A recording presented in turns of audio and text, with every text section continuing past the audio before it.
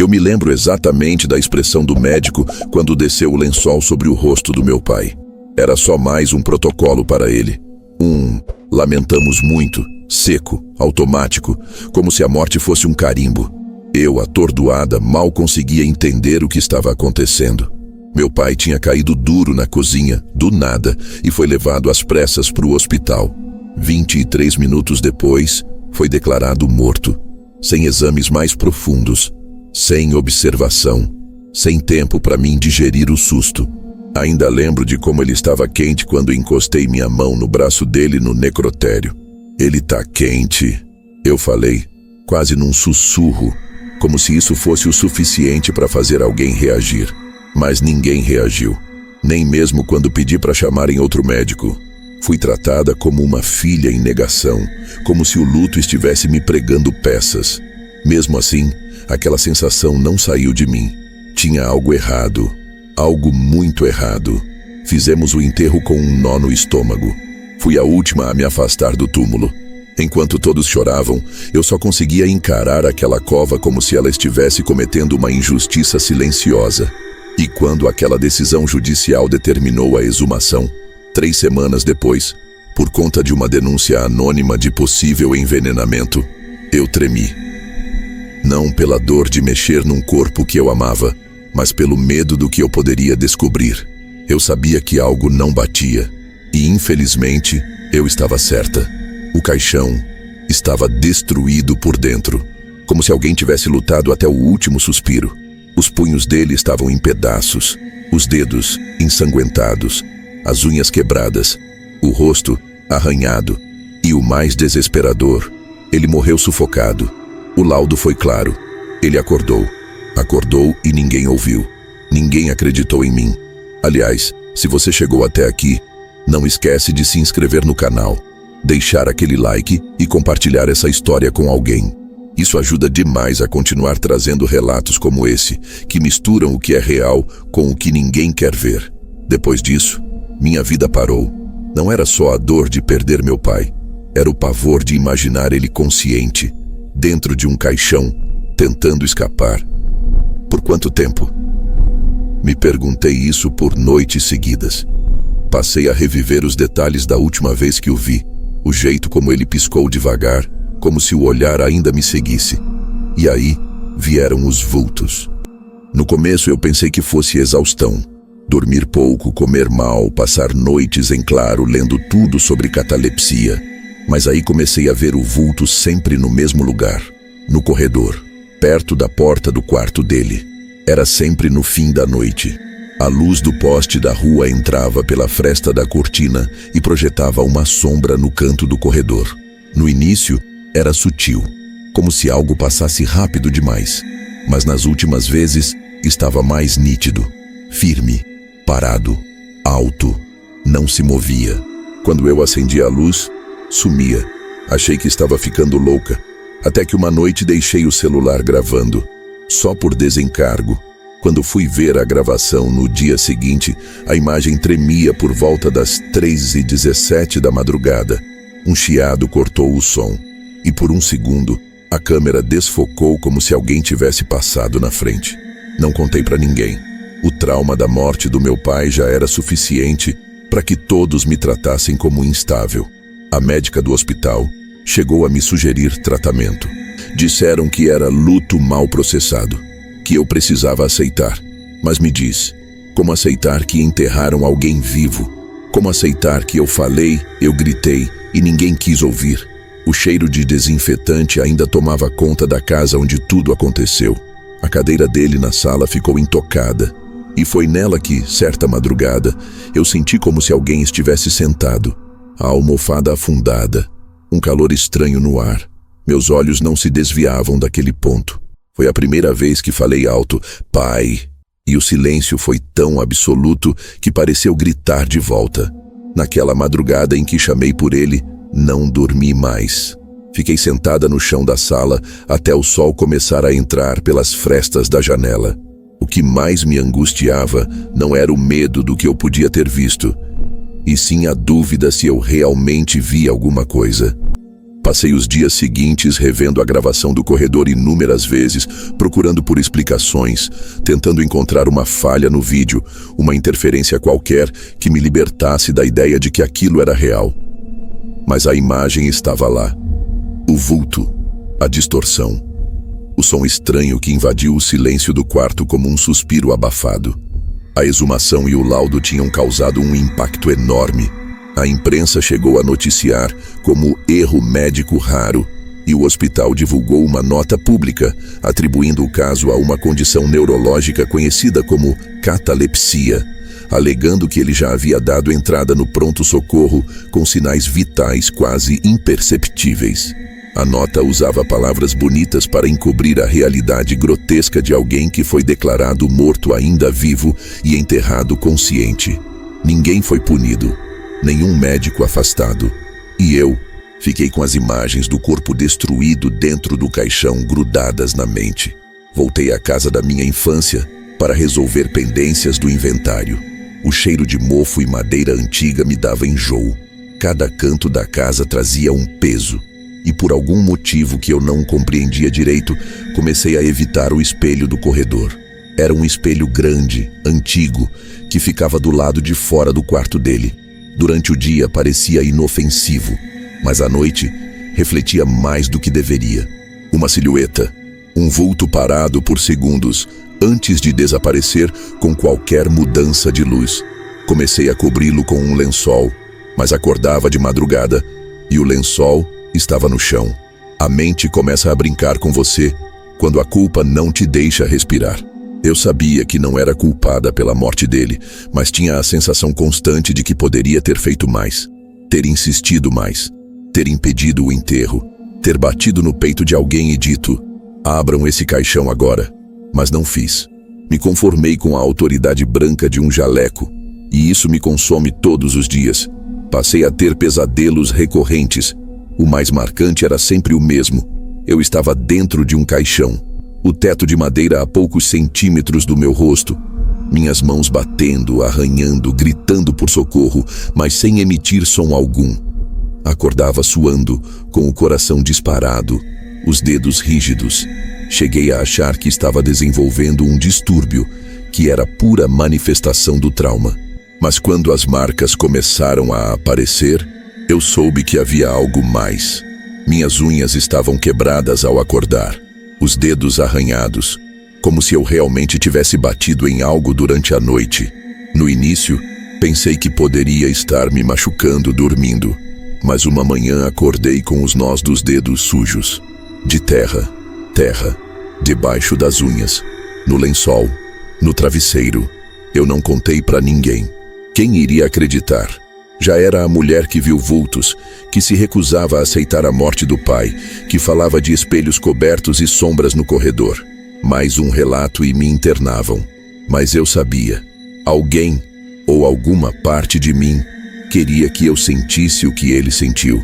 Que eu compreendesse o desespero de estar acordado, vivo, enterrado. A culpa, dizem, é um espírito que nunca se deita. E eu estava vivendo isso. Comecei a desenvolver medo do escuro, de ficar sozinha, da minha própria casa. E quando vi a figura parada no batente da porta do quarto, pela primeira vez sem piscar, sem fugir quando a luz acendeu, eu soube que a culpa tinha ganhado forma. Aquilo não era apenas um vulto, era a dor, a injustiça, o silêncio da última tentativa dele de pedir ajuda. Naquela noite, não gritei, não chorei. Apenas fiquei imóvel, deitada na cama, encarando a porta entreaberta, onde aquela figura se mantinha parada, tão imóvel quanto eu. A silhueta parecia densa, como se a escuridão ao redor fosse menos escura que ela. Não dava para ver rosto, nem olhos, nada. Apenas a certeza de que aquilo me observava. Quando finalmente consegui mover o corpo, estiquei o braço para acender a luz. E no instante em que os dedos encostaram no interruptor, a figura se desfez. Evaporou como uma sombra diante do sol. Mas eu sabia que ela não tinha ido embora. A presença ficou. Ficou no ar. Ficou no som abafado da casa, no ranger leve do assoalho, nos espasmos involuntários do meu coração tentando manter a compostura. No dia seguinte, resolvi sair. Passei o dia inteiro fora. Andei sem destino. Me sentei em praças. Entrei em cafés que nunca frequentava, só para adiar a volta. A casa tinha virado um lugar que respirava com dificuldade, que me olhava, e mesmo assim, voltei, porque parte de mim não conseguia abandonar aquilo, como se eu estivesse sendo puxada de volta o tempo inteiro. No caminho de volta, comprei uma tranca nova para o quarto, algo pesado, de ferro. Achei que se me isolasse ali dentro, conseguiria dormir. Fechei as janelas, deixei uma luz fraca acesa e enchi a cabeça de calmantes. Dormi, pela primeira vez em semanas, sem pesadelo, mas acordei com o som, um arranhado, baixo, contínuo, como unhas passando na madeira. Primeiro, achei que fosse o vento, mas quando me dei conta, o barulho vinha de dentro da parede, bem atrás da cabeceira da cama. Afastei devagar, o som cessou no mesmo instante. Toquei a parede com a palma da mão. Estava quente, quente como o braço do meu pai naquele dia no necrotério. Aquela lembrança me atravessou com força. Eu me encolhi no chão, abraçando os joelhos, lutando contra uma crise de pânico que parecia me esmagar. Eu queria acreditar que era psicológico, que tudo aquilo era fruto do trauma. Mas a parede quente, a terra nas unhas, a figura parada, não eram coisa da minha cabeça. Algo estava tentando me fazer entender, me fazer sentir, e eu já estava começando a ceder. A psicóloga que minha prima insistiu para eu procurar me ouviu em silêncio por 40 minutos. Ao final disse apenas: "Você está vivendo uma culpa encapsulada." Bonito de ouvir, mas inútil, porque culpa não risca paredes. Culpa não suja a casa de terra. Culpa não te observa da porta enquanto você tenta dormir. Eu não aguentava mais. Comecei a pesquisar casos semelhantes.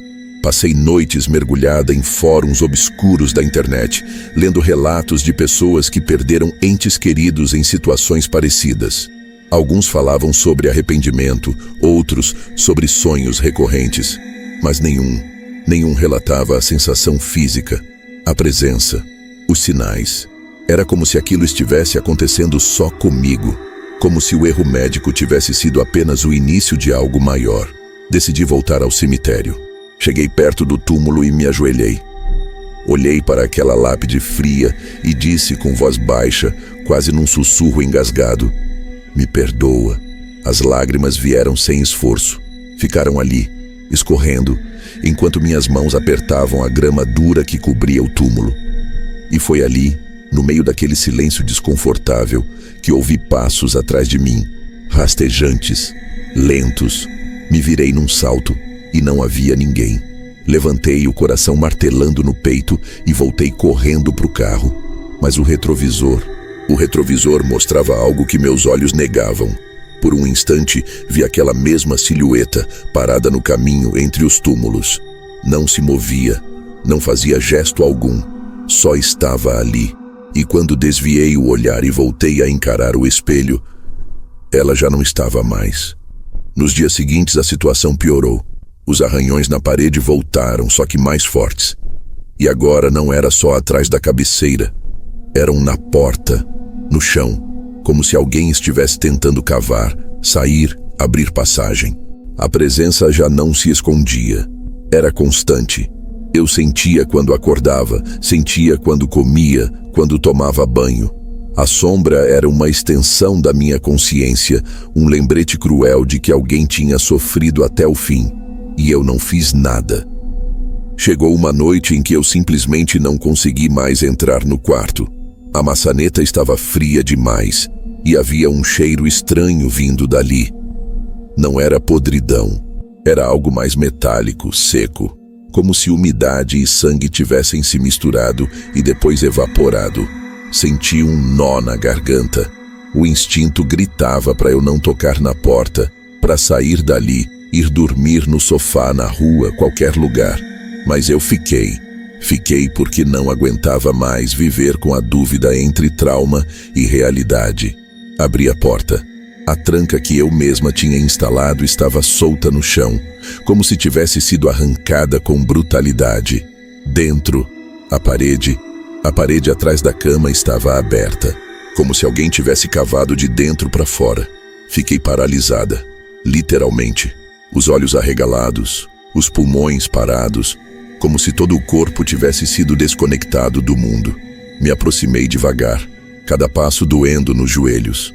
A parede exposta revelava tijolos quebrados, lascas de madeira e terra úmida, e enfiado no meio dela um pedaço de tecido, branco, engomado, rasgado, um punho de camisa ainda preso ao botão. E eu conhecia aquela camisa. Era a que ele vestia no velório. A que eu mesma ajeitei, porque os enfermeiros deixaram tudo torto. Pela primeira vez, deixei que o grito saísse. Um grito feio, embolado, com gosto de sangue na garganta.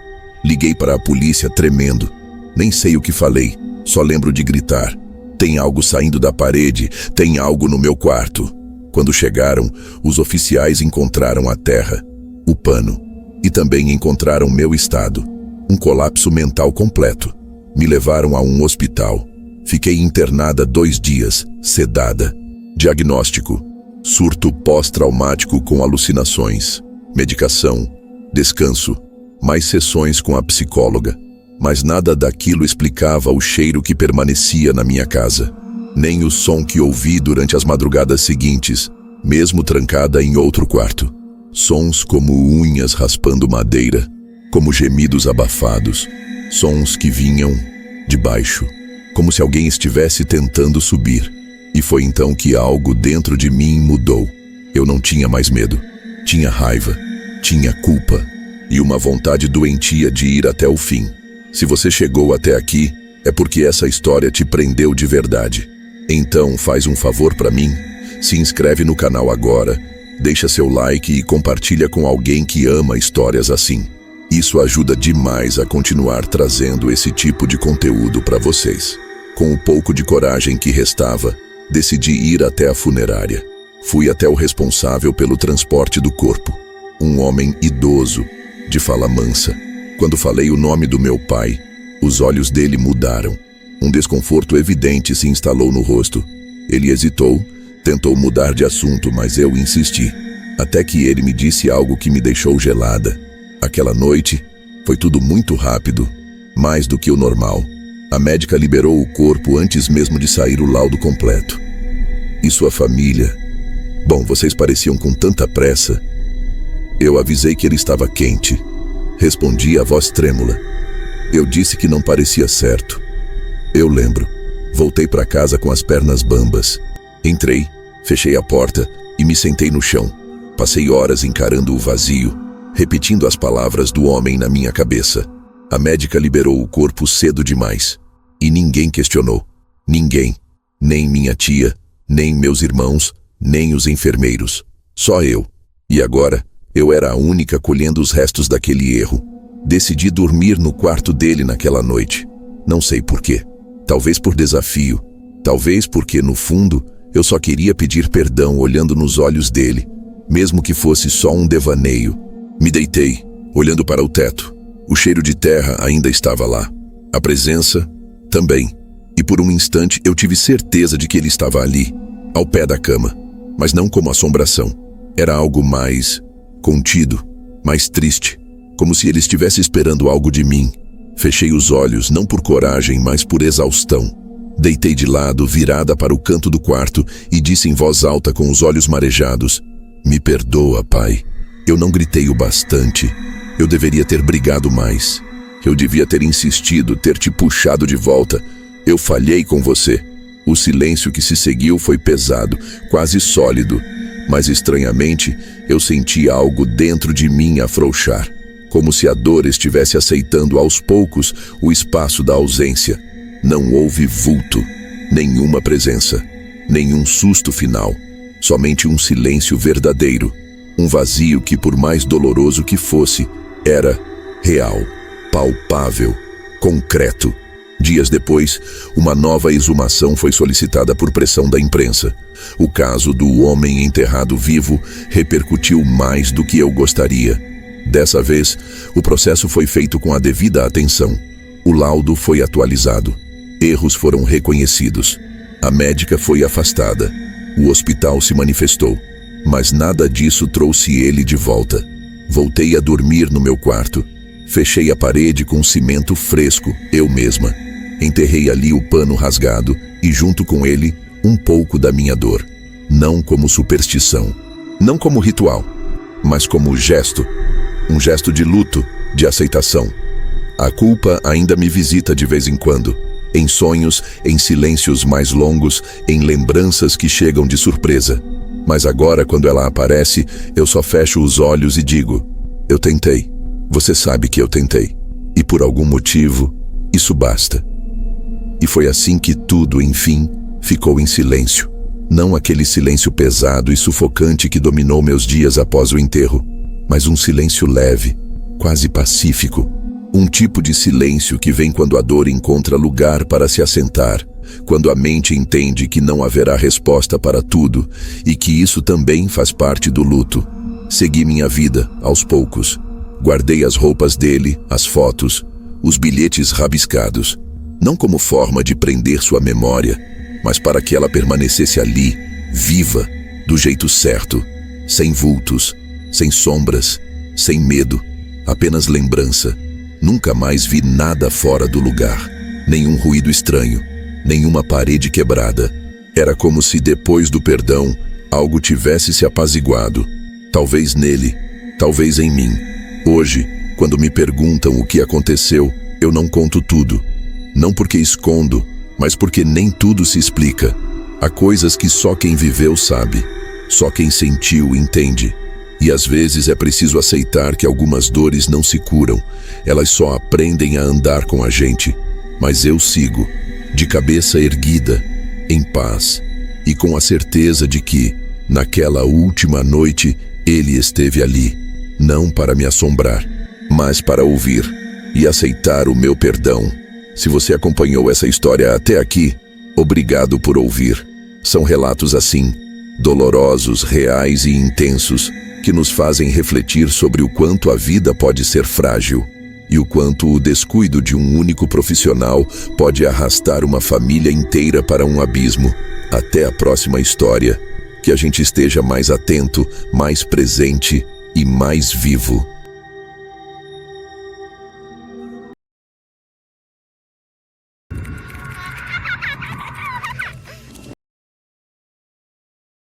Fazia mais de 15 anos que eu trabalhava como auxiliar no cemitério de um município pequeno, no interior. Não era o trabalho que sonhei quando era mais jovem, mas com o tempo a rotina foi virando parte da minha vida. Encarar o silêncio da madrugada, sentir o cheiro da terra revirada, ouvir os barulhos secos da pá batendo na madeira. Tudo isso, de certa forma, me anestesiou com o tempo. Mas o que aconteceu naquela semana de exumação mudou a forma como eu encaro o mundo. E principalmente o que penso sobre silêncio. O cemitério ia passar por uma reforma na ala antiga e por isso alguns túmulos precisariam ser removidos. Nada fora do comum. Em uma segunda-feira abafada começamos cedo, por volta das 7 da manhã. Estavam comigo mais 2 colegas. Um deles, mais novo, registrava tudo com o celular, por questão de documentação. Era comum gravar o processo de abertura dos túmulos mais antigos, já que muitos não tinham registro formal. O túmulo em questão era de 1974. A placa estava parcialmente corroída e a lápide coberta por uma trepadeira seca. A cova estava mais funda que o normal, 1,90 m, talvez mais. Estávamos escavando quando paramos por um momento para descansar. Foi aí que ouvimos um som abafado vindo de dentro. Eu lembro exatamente da sensação. Não foi grito, não foi gemido. Era uma coisa mais baixa, como alguém chamando ou tentando falar. Olhei imediatamente para os outros 2, esperando que um deles soltasse uma risada, como se fosse pegadinha. Mas ninguém riu. O mais novo, que segurava o celular, congelou. Ficamos ali, parados por vários segundos olhando para o buraco aberto. Você ouviu isso? Alguém perguntou. Ninguém respondeu. Só voltamos a mexer na terra depois de alguns minutos. Fingimos que nada aconteceu. mas sabíamos que tinha acontecido. 2 dias depois, o celular com a gravação foi parar em vários grupos dos funcionários do cemitério. O som estava lá, baixo, mas nítido. Uma voz, como se alguém estivesse pedindo alguma coisa. Não dava para entender bem o que dizia, mas era humano, real. Só que, desde aquela tarde, nada mais foi normal.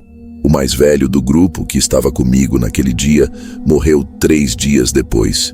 Foi encontrado em casa, caído no chão da cozinha, sem sinais de violência, sem nenhuma explicação aparente. O laudo falou em mal súbito, mas ele era saudável, fazia caminhada todo dia, não fumava, não bebia. E foi aí que começaram as coisas que eu não consigo explicar.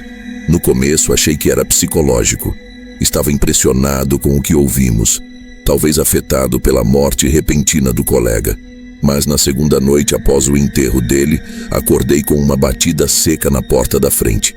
3 batidas, espaçadas. Levantei devagar, olhei pela janela. Nada. Silêncio total.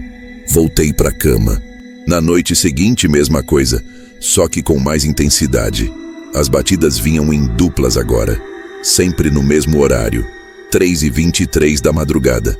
Cheguei até a pensar em instalar câmera de segurança, mas por alguma razão eu sabia que não ia gravar nada. Isso não era coisa que câmera pega. Antes de continuar, já aproveita para se inscrever no canal, deixar o like e compartilhar esse vídeo com alguém que curte esse tipo de história.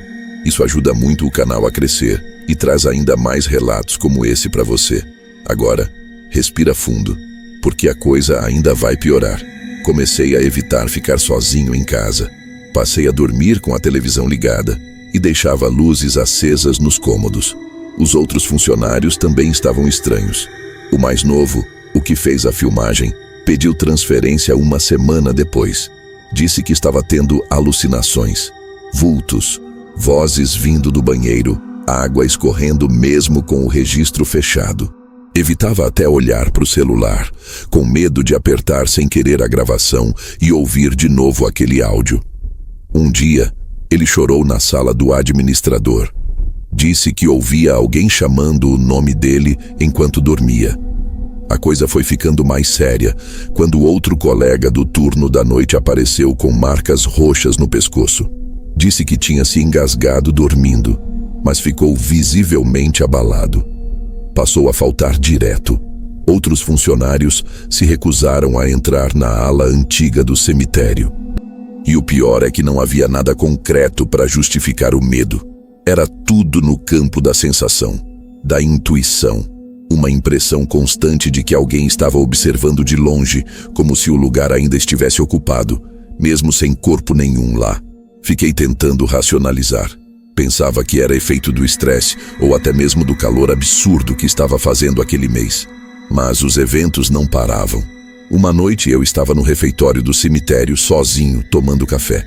E juro pra você, ouvi a mesma voz que saiu do buraco, só que dessa vez, a poucos metros de mim.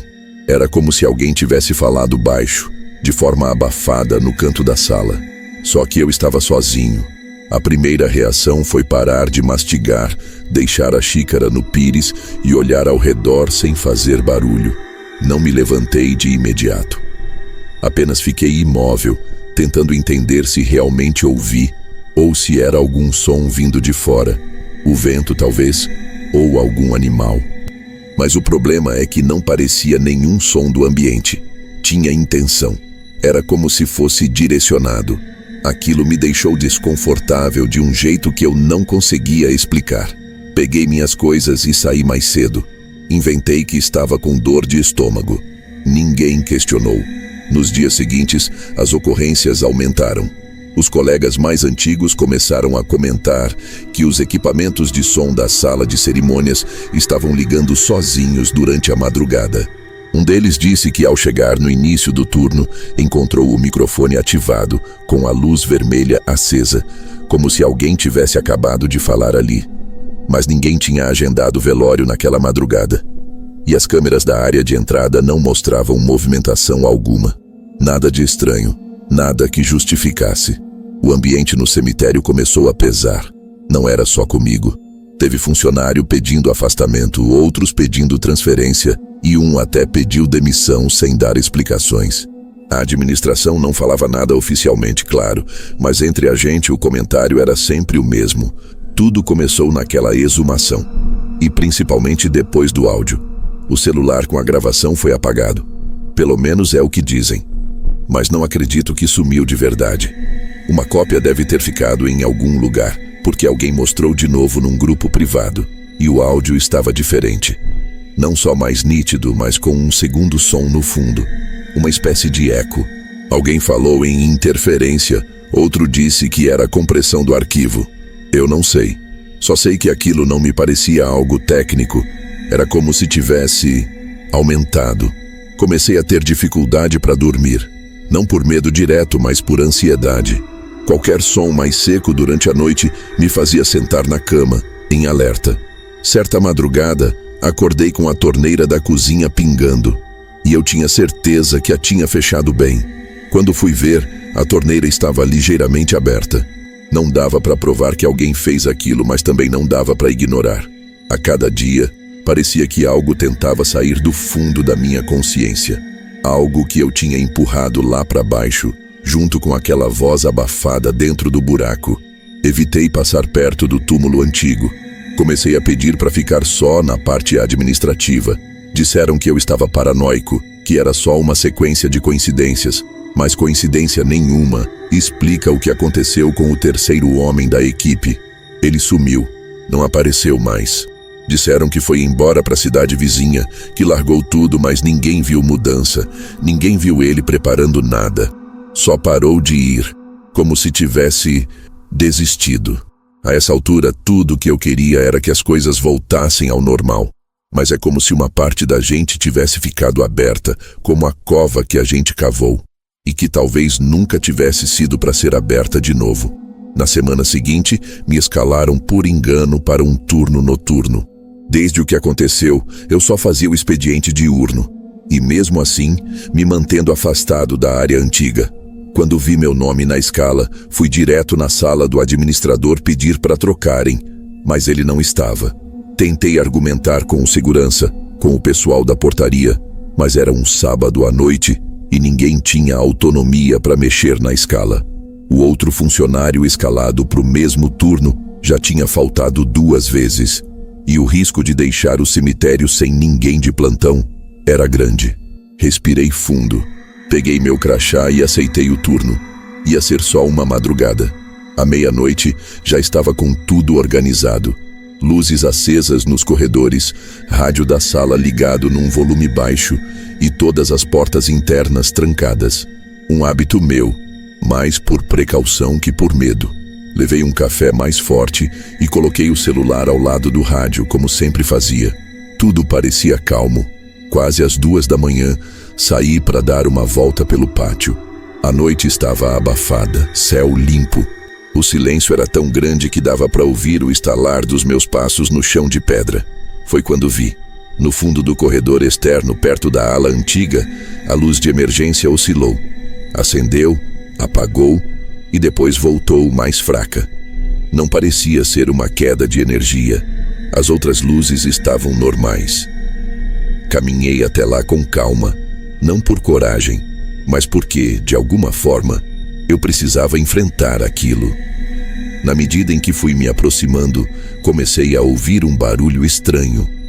Um arranhar leve, mas contínuo, como se algo estivesse sendo empurrado contra a parede. Não havia vento, não havia bicho. Passei pelo portão de ferro que separava o corredor da área de sepultamentos antigos.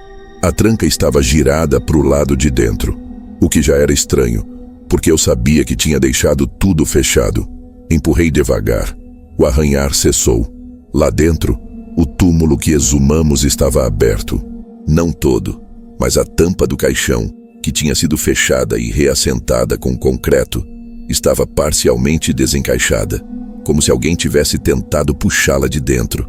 Meu coração começou a bater mais forte. Dei um passo para trás. Olhei ao redor. Ninguém.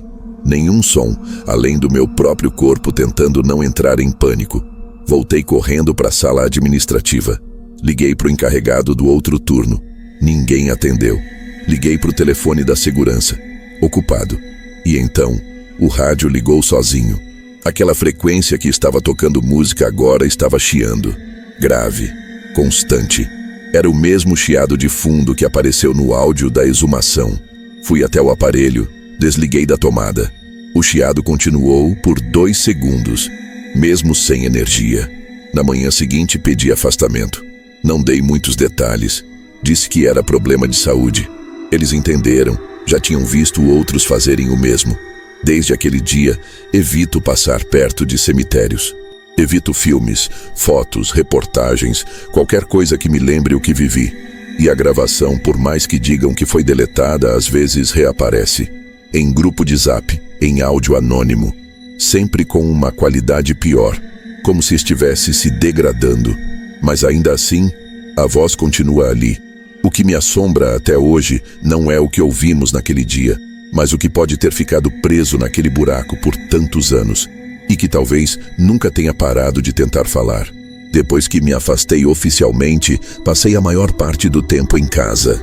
Durante os primeiros dias, achei que ia conseguir retomar uma rotina normal.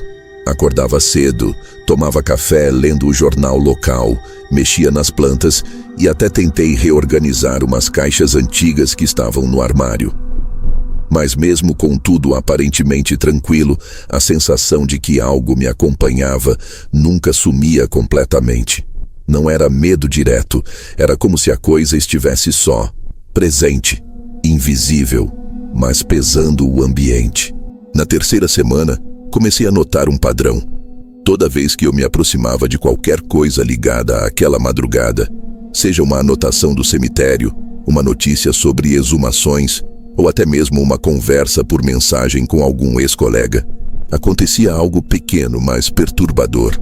A luz da cozinha piscava, o ventilador parava e voltava sozinho. A televisão trocava de canal, sem o controle por perto. Coisas que, isoladamente, parecem falhas comuns. Mas em sequência, e sempre após o mesmo tipo de estímulo, eram difíceis de ignorar. Recebi uma ligação de um número desconhecido no meio da tarde. Atendi e não houve resposta. Só uma respiração curta, do outro lado, como se a pessoa estivesse encostada no microfone. O silêncio era tão carregado que parecia que alguém ia falar a qualquer momento, mas não falou. Depois de cerca de 20 segundos, a chamada caiu. Verifiquei o número. Nenhum registro, nenhum identificador. Como se não tivesse existido. Fui até a casa de um dos colegas que também estava naquela exumação. Ele era o único que ainda morava na cidade e que, até então, não tinha surtado ou desaparecido. Quando cheguei, ele estava sentado na garagem com um rádio portátil desligado ao lado e uma caixa de remédios sobre a mesa. A primeira coisa que me disse foi: "Você também ainda ouve?" Não precisei perguntar o quê. A gente sabia. Ele falou que às vezes ouvia a voz vindo do ralo da pia, outras pela veneziana da janela. Disse que tentou ignorar, mas que isso só fazia ela voltar mais forte. O que mais me abalou foi quando ele comentou que a voz parecia mais próxima do que da primeira vez, como se tivesse saído de dentro do buraco e agora estivesse andando por aí. Disse isso com a naturalidade de quem fala sobre o tempo. E eu entendi, porque estava sentindo o mesmo. A voz não ficou presa lá, ela nos seguiu. Voltei para casa com a cabeça girando. Fechei todas as janelas. Desliguei o celular. E pela primeira vez em semanas, desci até o porão da minha casa, onde ficava uma caixa de ferramentas que eu evitava mexer. Dentro dela estava o uniforme velho do cemitério. E junto com ele, dobrado no bolso da calça, o papel com a data exata da exumação e o número do túmulo. O papel estava dobrado 2 vezes. Mas agora havia uma terceira dobra, uma que eu não lembrava de ter feito. Respirei fundo, guardei de novo, tranquei tudo. Mas naquela noite, mesmo com todos os cuidados, mesmo trancado dentro de casa, mesmo com os ruídos abafados por fones de ouvido e cobertores grossos, eu ouvi, não do buraco, não do rádio, não do celular, mas do guarda-roupa, a menos de 3 metros da minha cama. O som foi seco, direto, sem hesitação. Não era uma frase, Nenhum chamado. Era só uma respiração. Aquela mesma respiração curta, abafada, vinda de um espaço apertado.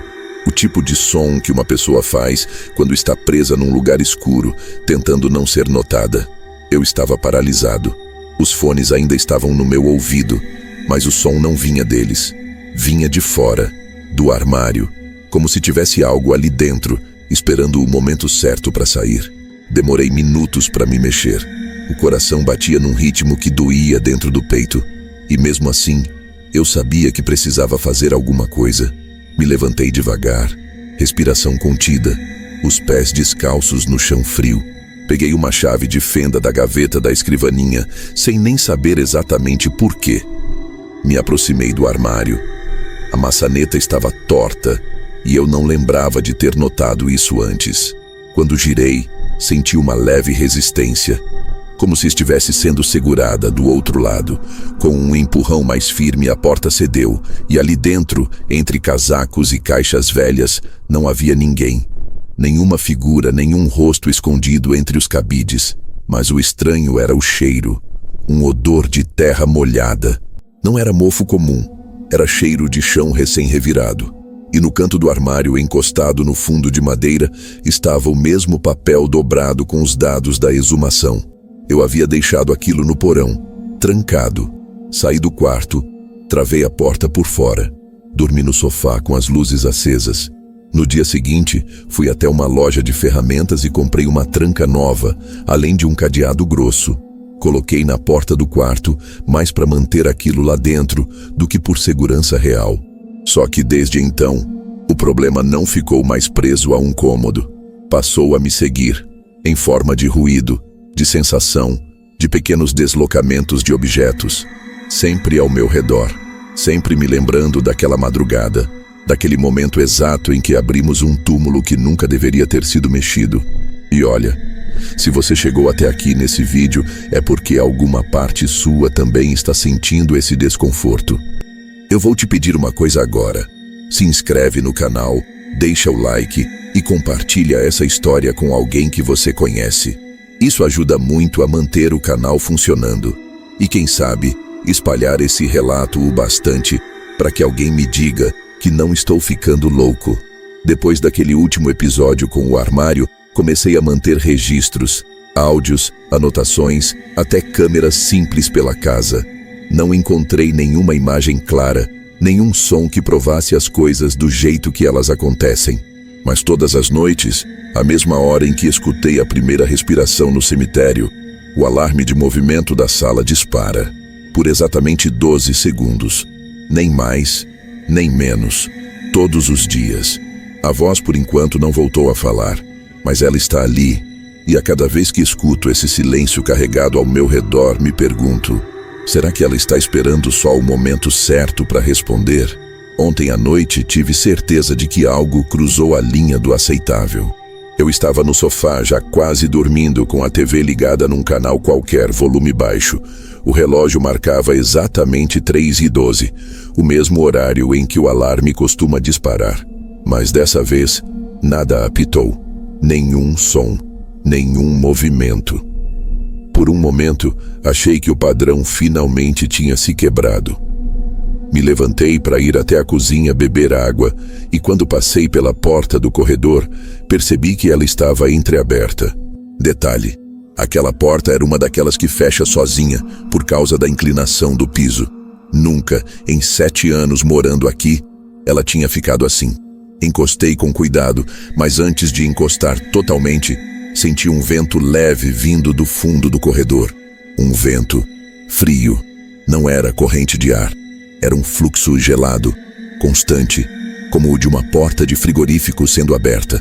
Só que naquele corredor não há janelas, e a única saída é o meu quarto, o mesmo onde travei o armário com cadeado. Lentamente, fui andando pelo corredor. Cada passo que eu dava, aquele vento parecia aumentar. Não tinha som, não tinha cheiro, não tinha explicação. Mas era como se o ar estivesse sendo puxado para dentro do quarto. Quando parei em frente à porta, percebi que o cadeado estava destrancado. A tranca pendia frouxa e a chave que eu sempre deixava num lugar escondido estava inserida, virada. Aquilo me paralisou. Senti minhas mãos suando, a garganta secando. Eu não tinha feito aquilo. Eu não cheguei perto daquela porta naquele dia. Empurrei com a ponta dos dedos. A porta abriu com um rangido abafado. O armário estava lá, aberto, totalmente aberto. E no chão, onde antes estavam as caixas, agora havia uma pequena depressão, como se alguém tivesse empurrado o chão com força, ou cavado. Não havia terra, mas o piso estava riscado em forma circular, como marcas de unha. No centro daquilo, o papel da exumação e um fone de ouvido, um só. Reconheci de imediato. Era um dos fones que usei naquela madrugada, quando ouvi a respiração pela primeira vez. Eu jurava que tinha jogado fora. Peguei o papel e joguei tudo numa caixa de metal. Levei até o quintal e queimei. Fiquei ali, olhando a fumaça subir, tentando acreditar que aquilo encerrava de vez o que me assombrava. Mas no fundo, eu sabia que não era tão simples assim. Aquilo não era só um som. Não era só um sussurro no buraco.